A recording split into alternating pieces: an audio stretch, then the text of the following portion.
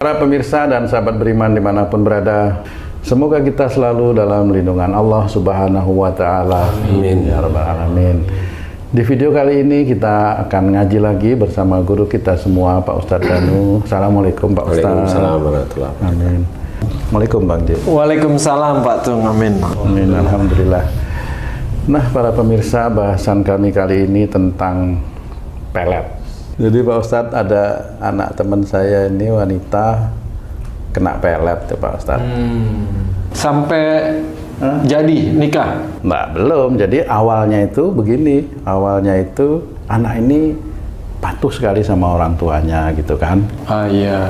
Si cewek ini rajin sama orang tuanya, mengikutilah apa kata-kata orang tuanya gitu, jadi anak yang soleha lah gitu. Nah, sejak dia kenal dengan seorang laki-laki, dia jadi berubah. Orang laki-laki itu nyenengin atau perempuan ini nyenengin? Pokoknya dia kenal sama laki-laki itu dia berubah. Tingkah lakunya, kesehariannya selalu mengikutin apa yang disampaikan laki-laki itu. Nggak dengar kata orang tua. Sehingga sama orang tuanya udah kayak, udah dicuekin, nggak peduli. Berubah drastis. Berubah drastis. Seperti itu. Jadi Pak Ustadz, apakah memang pelet itu bisa seperti itu Pak Ustadz? Merubah sifat seseorang seperti itu Pak Ustadz. Bismillahirrahmanirrahim. Assalamualaikum warahmatullahi wabarakatuh. Waalaikumsalam warahmatullahi wabarakatuh. Amin ya rabbal alamin. Jadi pelet itu yang bekerja adalah jin. Jadi jin yang menjadikan pekerjaan itu nyata biasanya tetap ada dajjal, biasanya seperti itu ya. Walaupun jin itu sendiri diberikan kemampuan oleh Allah Ta'ala, ya ada yang bisa melet, ya ada yang bisa ngilangin uang, yang ada yang bisa mewujudkan uang, mewujudkan itu memindah dari uang tidak tampak menjadi tampak, seperti itu. Ada juga untuk kebal, jadi nah ini yang pelet nih. Jadi pelet itu yang terkena itu pikiran, jelas, karena pikiran itu akan digambarkan seorang yang melet dia. Seorang yang melet dia itu akan diamalin ke orang itu, namanya disebut terus-menerus. Nah, itu akan nempel di otaknya si orang yang terkena, kemudian nempel di matanya, jadi digambarkan. Jadi pada saat dia itu sholat ya seperti dia ada di depan dia itu. Nah, pada saat dia itu melihat ada laki-laki itu di depan dia waktu sholat, waktu mau tidur, itu laki-laki itu lagi bacain mantranya sebenarnya. Jadi yang jin itu yang menyerupai laki-laki atau jin itu yang ada di diri orang itu? Jadi ilmu pelet itu kan jin, karena dia itu meyakini pelet itu bisa menarik perempuan atau kebalikannya. Jin itu akan menyerupai orang itu sendiri. Sehingga pada saat dia menggunakan ilmu itu, entah dengan baca mantra atau dengan amalan-amalan, itu ya orang yang terkena itu tergambarkan orang itu sendiri. Jadi ada pasien saya, ibu-ibu muda, ya muda sekali gitu ya, dia ngomong bahwa kayaknya saya terkena pelet. Kenapa? Gini Ustadz, jadi saya sudah punya suami, tapi kenapa saya itu di gambaran saya kok laki-laki yang bukan suami saya? Orang yang terkena pelet sadar ya gitu ya, kalau terkena gitu ya? Ini pembedanya adalah begini, ibu-ibu cerita sama saya itu sadar. Nah, kenapa ini tidak terlalu terpengaruh? Karena imannya lumayan kuat. Jadi peletnya masuk, tapi karena imannya cukup lumayan, jadi cuma bisa masuk. Jadi seperti orang melihat film-film di video itu, jadi dia nggak terlalu terpengaruh, tapi dia sudah digambarkan dengan laki-laki itu. Nggak ada rasa suka, tapi Nggak. bingung aja dia. Iya, dia itu terus ada gitu. gambaran itu Ya, terus seperti itu. Jadi cara kerja pelet seperti sampai umpamanya dia berubah, kemudian dia hanya mengikuti omongan laki-laki. Nah, ini imannya nggak kuat. Siapapun orang itu imannya nggak kuat.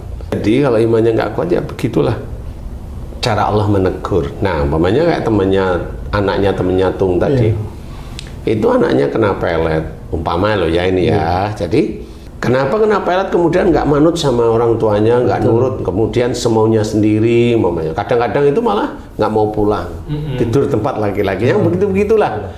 Nah, sebenarnya juga harus dipahami bahwa Allah itu akan memberikan ujian itu agar difahami orang-orang terdekatnya. Bisa aja anak ini terkena pelet karena apa? Dulu bisa aja temenmu tuh itu bisa aja sukanya mempermalukan orang lain. Jadi orang kan nggak pernah tahu mempermalukan orang lain itu hasilnya apa, kan nggak pernah tahu. Betul. Tapi Allah itu menjawabnya dengan dia dipermalukan dengan anaknya sendiri. Istrinya bisa aja senengannya mempermalukan orang lain, atau ya ngomong yang kurang sedap bahwa kalau ada temennya salah atau anaknya temennya kurang, dia itu ngomong yang kurang enak lah istilahnya di depan teman-teman, itu disebarluaskan nih. Ya disebarluaskan atau memang itu menyakiti lah istilahnya. Nah, cara Allah itu seperti itu. Terkoneksi semua ya Pak Ustadz. Jadi tidak ada namanya musibah itu, tidak ada sebab itu, tidak ada. Iya. Semua musibah yang diturunkan oleh Allah Ta'ala itu pasti ada sebabnya. Al-Quran yang diturunkan oleh Allah Ta'ala ada asbabnya, yang namanya asbabun nuzulnya. Semua itu ada sebabnya, nggak ada yang enggak. Salah satu itu dikatakan oleh Allah Ta'ala, maksudnya difirmankan bahwa wa ma asabakum min musibatin fabima kasabat aydikum. Itu jelas patokan. Apa saja musibah yang kau terima itu disebabkan dari buah tanganmu sendiri. Jadi seorang Islam itu harus paham ayat itu, merenung. Orang Islam itu namanya muhasabah, itu ya begitu, itu merenung. Walaupun dikatakan seperti itu, merenung harusnya. Ada enggak musibah yang diberikan oleh Allah Ta'ala kepada saya? Sebenarnya juga ada banyak, cuma tidak pernah diselesaikan secara islami. Dianggap aja musibah itu seperti dia itu naik kendaraan dari sini ke sono, umpamanya naik kendaraan itu 20 kilo, tetapi dia nyelip kendaraan apa aja, nggak tahu yang diselip apa. Sama seperti itu, musibah dia hadapi, tapi dia nggak akan tahu musibah itu bagaimana datangnya, kenapa datang, kenapa kepada saya, bagaimana menyelesaikan, nggak tahu. Dan itu pun akhirnya musibah itu ditarik oleh Allah Ta'ala sendiri, sehingga orang itu nggak belajar. Jadi banyak saudara-saudara kita itu nggak belajar tentang musibah, padahal musibah itu sebenarnya petunjuk dari Allah Ta'ala agar kita muhasabah bahwa itu dari dosa kita. Tapi banyak dari saudara-saudara kita yang nggak mau ngakuin. Makanya bisa aja anaknya kepelet seperti itu, insya Allah disebabkan dulu atau ayahnya atau ibunya itu. Bisa aja loh ya, ini perkiraan saya, karena orang kan harus muhasabah. Dulu agak sering mempermalukan orang lain. Gimana caranya? Ya nggak tahu. Saya kasih contoh, umpamanya kalau kamu kan dulu di kontraktor nih. Betul. Kontraktor itu kalau marah itu kan di depan anak buah yang lain itu kan ngomong aja dia marah. Di rapat itu kan nggak peduli dia. Sudah biasa dianggap Pak Ustadz ya. Begitulah cara dia mempermalukan orang lain. Kan nggak boleh. Kalaupun salah kan harus dipakai. Kalau dia seorang muslim harus dipakai cara-cara Islam. Bagaimana istilahnya orang yang salah itu diberi nasihat. Di situ diceritakan dalam hadis kan, jangan di depan majelis, jangan di depan teman-temannya yang lain. Dalam menegur ya. Dalam menegur. Tapi walaupun dulu itu mamanya kamu kontraktor banyak yang Islam, nggak peduli. Betul. Walaupun dia sholat. Nah ya begitulah namanya dia nggak belajar. Nah akhirnya apa? Kalau dia udah marah terus, umpamanya ya wajar aja kalau anaknya kepelet, akhirnya kan malu dia. Anaknya biasanya dulunya digadang-gadang itu sering nurut dengan orang tua, nah sekarang nggak nurut, kan seperti itu. Akhirnya dia malu. Nah ini harus difahami bahwa pelet itu seperti itu. Nah bagi yang memelet, jangan harap itu akan selamat dari akhirat, dari pertanggungjawaban. Enggak. Orang yang hobinya memelet orang lain, wanita lain, atau wanita memelet pria lain, lah kok wanita memelet pria lain gimana? Lah kan banyak wanita-wanita itu pasang susuk di sini, ya, betul. di sini mamanya, atau di sini. Kan itu untuk apa? Itu kan untuk biar istilahnya. Korban pelet itu jelas ya. Bagi yang pelaku pelet ini, itu biasanya dapat musibah apa ya Ustaz? Walau alam ya musibah, tapi yang paling tidak itu harus difahami. Orang yang memainkan pelet itu yakin bahwa dia itu berhasil karena peletnya.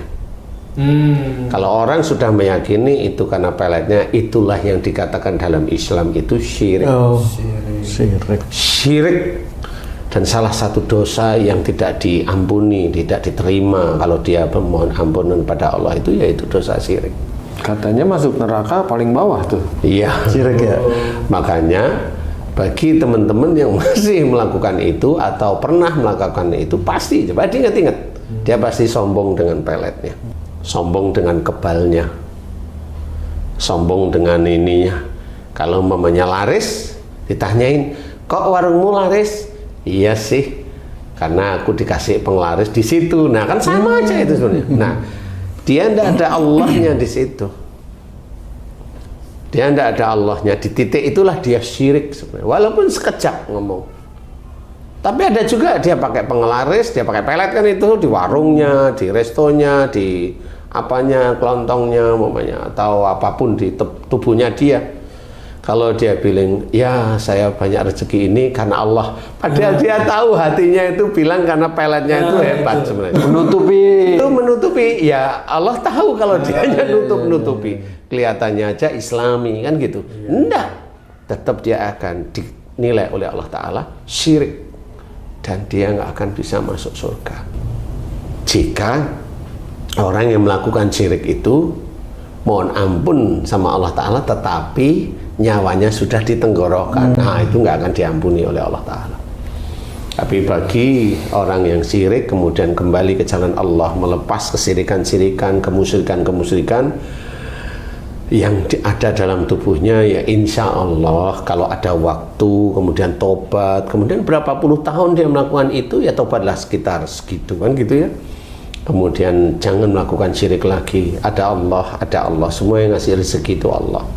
Nah kalau kenapa itu pelet itu bisa tertarik? Karena jinnya seperti itu memang. Jinnya memang ditugaskan seperti itu. Kenapa warung itu bisa laris? Karena memang jinnya itu tugasnya begitu. Untuk membuat laris. Untuk membuat laris. Gimana? Nariin orang-orang, lihatin langsung seneng, pengen mampir, Itu salesnya, jin sales itu ngajakin orang nggak ngerti. Kemudian bagian jin yang ramuan enak itu ya nanti bagian ramuan enak. Bagi seseorang yang memang menginginkan dosa-dosanya diampuni, dosa syirik itu yang harus dimohonkan ampun terlebih dahulu. Syirik itu nanti nggak cuma masalah pelet, syirik itu macam-macam jenis syiriknya. Saya kasih contoh, mamanya kamu dulu orang keluarga biasa, kemudian kaya nih. Mami tanyain, Pak Tung, kenapa berhasil? Dulu sangat orang biasa. Kemudian saya ya rajin tahajud. Kemudian saya dapat pekerjaan, dapat jabatan sehingga rezeki saya dikasih sama Allah Ta'ala. Titik-titik itu ada yang benar, ada yang salah, ada yang salah, ada yang salah, ada yang salah, ada yang benar, ada yang salah, ada yang salah, ada yang salah, ada yang benar. Karena tiap kalimat itu akan dinilai oleh para malaikat satu persatu. Serem ya. Dinilai gimana kalau kamu, kenapa bisa sukses nih? Pertanyaan sukses itu sebenarnya juga nggak perlu, tapi namanya manusia kan tanya. Betul. Pasti. Yeah. Kamu kemudian tanya, kamu kan cerita, dulu saya biasa saja. Nah itu sudah salah. Jadi kalau pertanyaan kenapa kamu sukses, jawabannya juga harus jelas. Semua ini karena Allah, titik. Gimana caranya? Ya semua ini karena Allah aja. Gimana caranya seperti itu? Cuma perjalanan saya begini. Ini perjalanan. Jadi jangan ngomong sukses. Menceritakan perjalanan itu. Tapi juga jangan bilang sukses, bisa aja cerita dulu saya biasa aja, keluarga biasa, kemudian saya coba dekatkan diri saya pada Allah Ta'ala, apalagi saya doa minta agar diberi kesuksesan, minta diberi jabatan. Nah itu sudah salah Jadi itu sudah dinilai salah oleh Allah Ta'ala. Jadi di titik itu cerita salah, kamu akan dinilai salah memang. Kemudian kamu cerita saya rajin tahajud, saya rajin duha. Namanya di titik kamu bilang rajin tahajud, rajin duha, hatimu itu bilang apa? Karena itu gitu misalnya itu. Kalau kamu itu yakini bahwa yang menjadikan kamu itu sukses, kaya itu tahajudmu, salah. Berarti tahajudmu hanya untuk dunia. Nah, kalau kamu itu pada saat saya rajin tahajud, saya rajin duha, pada saat kamu menceritakan rajin tahajud, tahan duha, kamu sebenarnya mau diekspos bahwa saya ini loh ahli tahajud, ya salah lagi. Salah juga jadi betul. Nah, di titik itu sama, di titik itu ada syirik demi syirik sebenarnya serem. yang terjadi. Makanya dalam berbicara itu memang harus hati-hati. Bagaimana kita itu bisa mengendalikan kalimat itu tidak menjadikan kita itu ujub, riya, bangga, bahkan sombong. Nah, pada saat, disinilah akhirnya saya sukses. Saya tidak boleh seperti itu. Jadi banyak orang yang nggak paham. Karena itu euforia pada saat ditanyain di YouTube. Kebanggaan. Wah, kebanyakan seperti itu. Rumahmu kok bagus, kenapa ini? Karena saya punya ide begini, ide begini. Ya sudah. Ide itu dari mana, Dul? Kan gitu. Nah, otakmu itu yang Dari bikin itu Allah. Allah Ta'ala. Kan gitu. Ya, bener, sehingga saya rencanakan gini. Dulu saya rombak begini, rencanain gini. Kenapa bisa? Ya karena uang saya banyak. No, kan? Lah salah lagi di titik itu. Sudah dia salah di titik itu, sombong lagi. Ini kan selesai. Jadi di YouTube umpamanya dia itu 2 jam, 3 jam, itu adalah dosa semua. Dosanya kemana nih? Syirik semua. Lah kan dia nggak ngerti siapa. Walaupun habis itu dia berhaji, iya. Dia mohon ampun nggak tentang syirik-syiriknya? Enggak biasanya. Dia malah kalau mamanya dia berhaji malah minta kepada Allah Ta'ala diberi lagi harta. Nah, disinilah syirik itu macam-macam. Jadi tidak hanya cuma masalah pelet, tidak hanya cuma masalah pengasihan, tidak cuma masalah yang macam-macam. Tapi intinya adalah ada Tuhan di luar Allah. Itu syirik. Meminta bukan kepada Allah. Meyakini yang menjadikan kamu begini itu adalah A, tapi bukan Allah, itu tetap syirik. Ustadz, pelet itu kan salah satu syirik, Ustadz. Ini sangat berbahaya bagi orang tua yang anaknya korban pelet. Rumah tangga bisa hancur karena pelet. Nah, gimana caranya, Ustadz, agar yang terkena pelet ini bisa normal lagi, Ustadz? Apa yang harus dia lakukan? Oke, jadi gini, yang jelas harus ketahui. Kalau rumah tangga hancur karena pelet itu kan nggak harus nomor 1 peletnya yang disalahkan. Nggak bisa. Pelet itu masuk karena ujian aja. Tapi kenapa hancur? Di titik itulah sebenarnya keluarga itu menomorsatukan bukan Allah. Oh, yang ini karena saya bisa. Ini karena istri saya cantik, istri saya bisa mengelola rumah tangga saya. Itu udah sombong itu. Istri saya ngelola, saya bekerja, mencari uang ini. Tidak ada Allahnya sama sekali lah. Ini dua ini ditanyain, kenapa bisa rukun? Karena istri saya, Allahnya tidak ada. Itu syirik. Karena saya kerja, cari uang ini. Sehingga saya bagian cari uangnya, istri saya bagian ngelola rumah tangga. Mana Allahnya? Nggak ada. Ada. Kalau umpamanya kena pelet, bubar, kan nggak salah itu. Paham ya? Iya. Jadi bubar itu bukan karena itu. Bubar itu ya karena kesalahan. Tetap wa ma asabakum min musibatin fa bima kasabat aydikum, itu jelas. Apa saja musibah yang kau terima, bubarnya, cerainya. Sekarang banyak artis yang cerai nih. Lah itu ya dari polanya dia sendiri. Mau cerai karena apa? Yang satu karena nggak betah, kenapa? Temperamen, emosional, dan sebagainya. Walaupun dia itu murah uang, Mama. Lah kalau murah uangnya temperamen itu mana orang mau? Jadi pelet itu hanya sekedar trigger aja. Ujian yang Allah kasih. Trigger awalan sebenarnya. Jadi penyebab, tapi bukan penyebab rusaknya rumah tangga, enggak. Tapi memang ya karena seperti itu memang nggak perlu ada yang dibanggakan lagi di dalam keluarga, karena dia nggak bangga sama Allah, tapi dia bangga dengan apa yang dia kerjakan, yang dia dapat. Nah, itu kan syirik sebenarnya.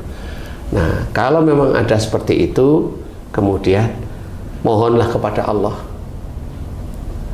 Jika istri saya kena pelet karena kesalahan dan dosa-dosa istri saya, aku mohon ampuni dosa istri saya.